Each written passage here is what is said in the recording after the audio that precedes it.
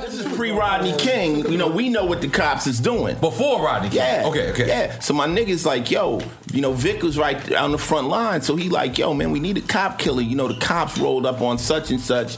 They shot him. They dragged his baby moms. You know, this do-low shit. Mm-hmm. And so I started thinking about it. And I said, yeah, what if somebody snapped and just went on one after the cops based on police brutality? Mm-hmm. And that's what the hook is. Cop killer is better you than me. Cop killer, fuck police brutality. Mm-hmm. Cop killer, I know your family's grieving. Fuck them.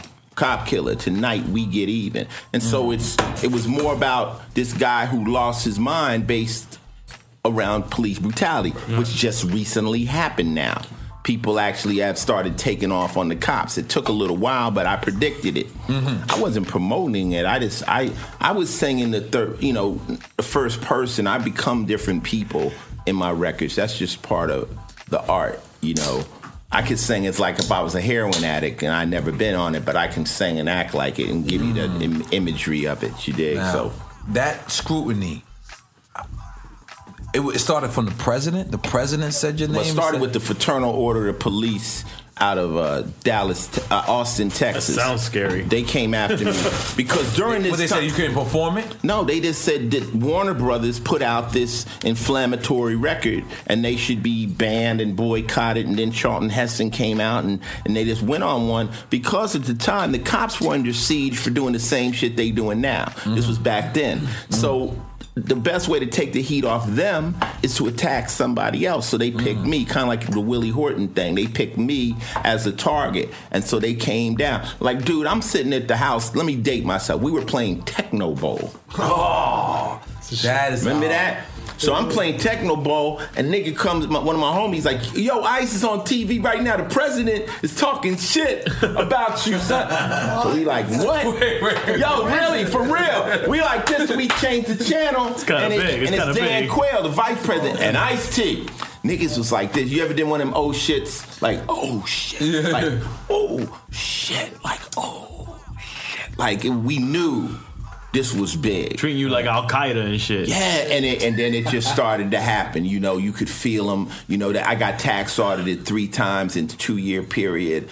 I had ice cream trucks sitting in front of my house in the middle of the winter. You know, all that old bullshit. Because they had to really figure out, was I trying to call people to arms, which I wasn't. It was just a record. It was just a protest song. Right. So, you know, I lived through that, and I found out who my friends were. You know, they don't care about hip-hop. Hip-hop can back you, but when hip-hop backs you, hip-hop is one big nigga. It's just one nigga. I don't give a fuck how many rappers come to your aid. That's just one nigga. You need someone outside of hip hop to back you. If you get in trouble, all the rap can band together. We are all just one nigga. That's why you need maybe Quincy Jones to come out. You know, who's not considered a nigga. Or, you know, somebody. Pharrell. But yeah. I'm pulling Pharrell. Pharrell might still be considered a nigga. Nah, Pharrell ain't no nigga, my nigga. But no, that's what they'll do. They'll if he came out the same, they'll go, well, you know, he's a rapper, and they'll throw him in there with the rest. He's a nigga now. Yeah, he's a nigga now. Yeah, you need someone outside, you know, Martin Scorsese or someone to come and back you. Quentin Tarantino in the back you. He's a nigga now. He's a nigga now. He's a nigga now. He went up against the cops. So you need someone who's unexpected to back you. So anyway, I took the heat, and you know, I wrote it out like, you know, I didn't bring anybody else into it. I didn't say, hey, this other rap group or this rock group. I just handled it myself the way I've been. You know, I was raised by G's, and I still adhere to that code. You know, that's your drama. You deal with it. You dig? So I dealt with it, and you know. And if it wasn't, cause, I mean, it was you, then Uncle Luke. Yeah. Because it was you first, then Uncle Luke, right? Then Uncle Luke, then Death Row. Then Death Row. They NWA dealt with it too. Yeah, they dealt with it too. He was the first. Right, but I'm saying they dealt with going fuck along the the police. line. You're right, right. Luke got hit. NWA, yeah. Yeah, it was NWA. Fuck the police. They got, The president was on them for that too. FBI. FBI was. Started that. Yeah, but then when they dropped Death Row with Ted Turner because they were concerned.